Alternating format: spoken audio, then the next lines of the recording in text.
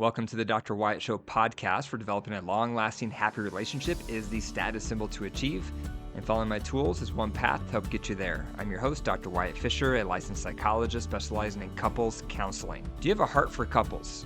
Do you want to help join me in lowering the divorce rate? Have you learned a lot of lessons and you want to pay it forward to other couples? If you answered yes, consider becoming a certified relationship coach through my ICF accredited program, FRCA. FRCA is my program to train men and women on how to become certified relationship coaches so that they can have a career with purpose and passion. And the next cohort is starting January 15th, 2025. So if you're feeling called to help couples, if you're at a stage in your life where you want to start making a difference with your time, consider becoming a relationship coach, and my program will help get you there step by step. Click the link in the show notes to learn more. Before starting the episode today, I want to let you know I have some openings in my private practice in Boulder, Colorado. My practice in Boulder, I see couples either live or virtually, and I've been in private practice in Boulder since 2004, so I've been there for a long time. I encourage couples to begin with my full day intensive. They're on Wednesdays. They're from 9 a.m. to 4 p.m. Mountain Standard Time. And this full day intensive is really helpful for couples that want to work through their resentments, because the standard model of starting with a weekly 45-minute appointment is a poor match for couples who need couples therapy, because in the beginning, you need all the help you can get. You're hanging on by a thread. You're starting to feel hopeless. So then to see someone for 45 minutes once a week barely scratches the surface. And that's why I've started my full day intensives on Wednesdays to help couples really get a jump start on their recovery process. That full day intensive is where I would work with you one-on-one to help you and your partner work through your resentments one at a time. After that full day intensive, then it makes much more sense to do the weekly 45-minute appointments for follow-up to ensure long-term retention and change. So if you're starting to feel stuck in your marriage, if you're starting to feel hopeless, if you have resentments, then I highly recommend working with me in my practice and starting with a full day intensive. The link is in the show notes. So today I'm talking about the simplest answer to improving your marriage and why it's so difficult. And here it is. The simplest answer to improving your marriage is asking your partner the changes they want to see in you and then making the changes. That's it. Mic drop. End of story. If partners across the globe would do that tonight, if they would go to their spouse and say, "What are the top changes you want to see in me?" and then they made those changes, guess what? Hope would be reinstilled in those relationships and divorce rates would plummet. But for some reason, for a lot of reasons, that doesn't happen. We don't ask our partner for feedback, and when we get feedback, we don't make the changes. Because the biggest problem couples have, and the biggest problem couples complain about, is my partner won't make changes. When I make requests, it falls on deaf ears. When I say what I would like to see different, they don't make any adjustments. And now I'm feeling resentful, and now I'm feeling hopeless. Therefore, the simplest answer to improving marriage is asking your partner what changes they want to see, and then you just make the changes. Why don't couples do this? Well, today I'm going to go through 6 possible reasons why partners don't do this, why it's hard, why it's tricky, even though the answer is simple. Ask your partner what changes they want to see in you, then make the changes. That is very simple, but I'm going to go through 6 reasons why it's difficult and why people do not practice this. Number 1 is we're criticized. So when you receive constructive feedback and it's a blind side and you're criticized, that demotivates us to want to do anything about it because we're feeling attacked. And whenever you feel attacked, your defense walls go up. So you're not thinking about making changes. You're thinking about battling it out. You're thinking about doing a counteroffensive. You're thinking about criticizing your partner in return, and you're thinking about defending yourself. You're not thinking about how you can actually change because you're feeling attacked. And so one reason this is difficult is because the delivery is not constructive. The delivery is harmful. Our partner criticizes us and blindsides us and critiques us when we don't see it coming. So the last thing we feel like doing is actually making those changes. So we don't. We don't make the changes because we're blindsided with a criticism. A second reason we don't make the changes that is requested of us is because those changes can slowly just start sounding like nagging. So, for example, if your partner wants you to be more affectionate, and every time they're around you, they remind you how you're not touching them enough and how you're doing it wrong, and they're prompting you to please touch me. Come on, touch me. You're not touching me again. And it just starts sounding like you're getting nagged all the time. And when that happens, it can start sounding like a broken record, and then you start tuning it out. And you just start ignoring that feedback because you hear it so often and it's just a broken record. It's something you hear so frequently that you just tune it out because it just comes across like nagging. It never stops. It's so common. So that's another reason why it can be difficult to make changes based on the feedback we get from our partner because it can just come across like nagging. A third reason it can be difficult to make changes our partner requests of us is because we're selfish. The first thing that we think of is our needs, our interests, what we want. And so it's hard work to think about, what does my partner want? What's going to fill up their love bucket? What would make them feel happy? And this does go against our grain because think about a baby for a second.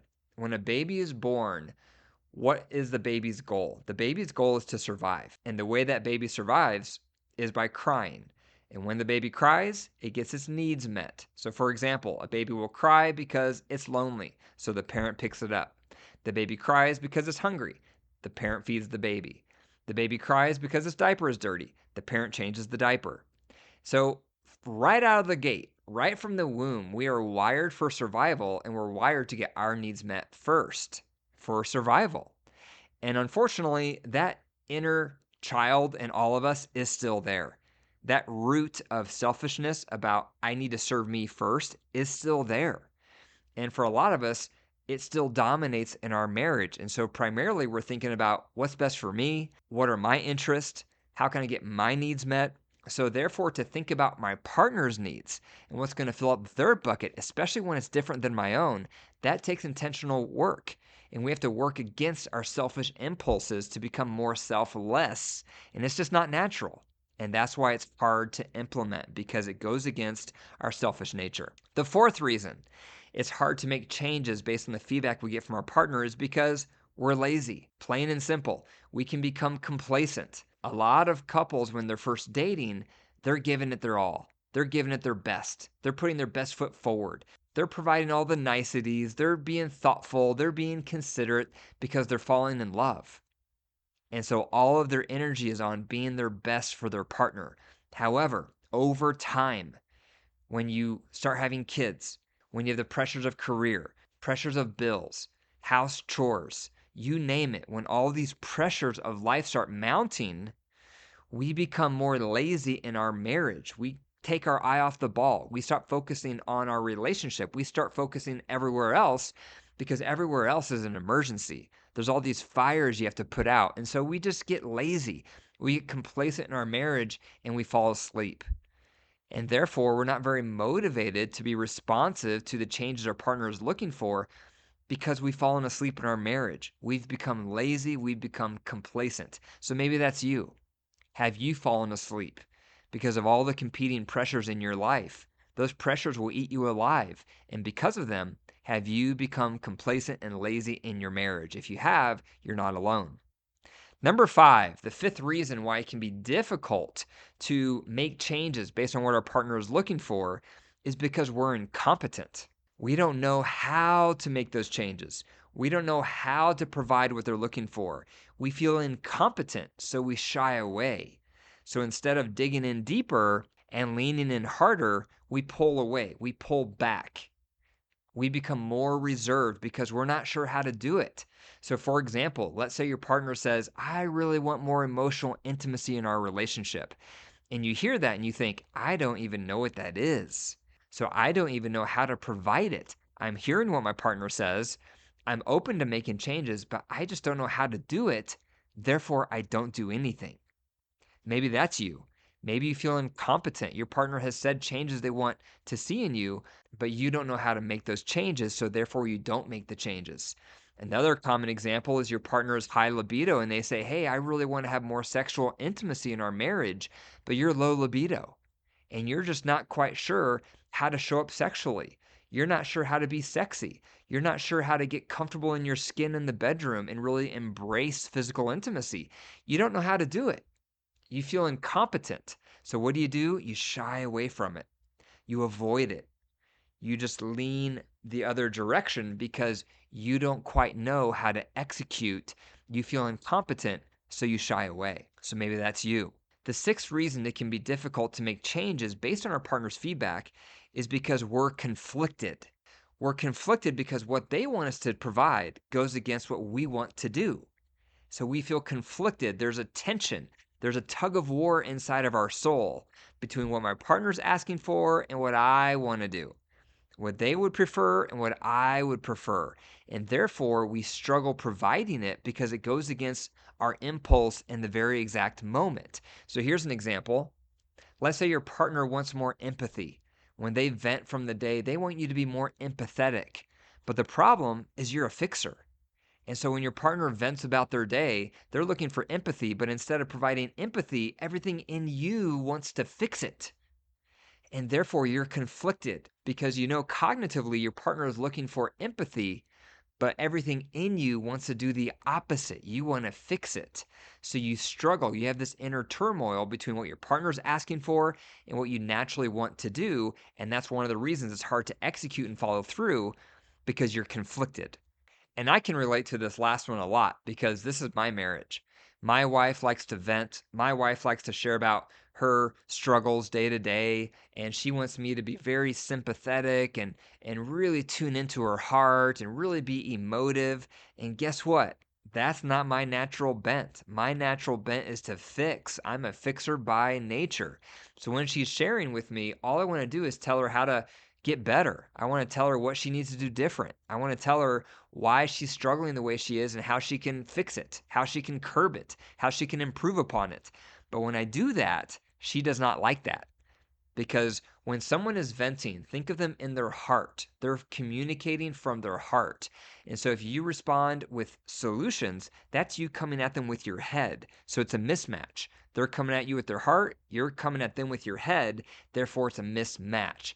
And so in the past, I've learned my lesson because when I have provided solutions, my wife does not like it. So she gets irritated with me. So I've learned no solutions, only provide empathy. But I can be conflicted because everything in me wants to solve. And my heart's in the right place, but it's hard to provide the empathy because it goes against my natural bent. And even when I'm trying to empathize, I'm trying my best, she can pick up very quickly if I'm not sincere. And so not only do I need to work on providing empathy, I need to do it with authenticity. And that brings it to a whole nother level. So I've had to really learn when my wife is talking, I have to put myself in her shoes.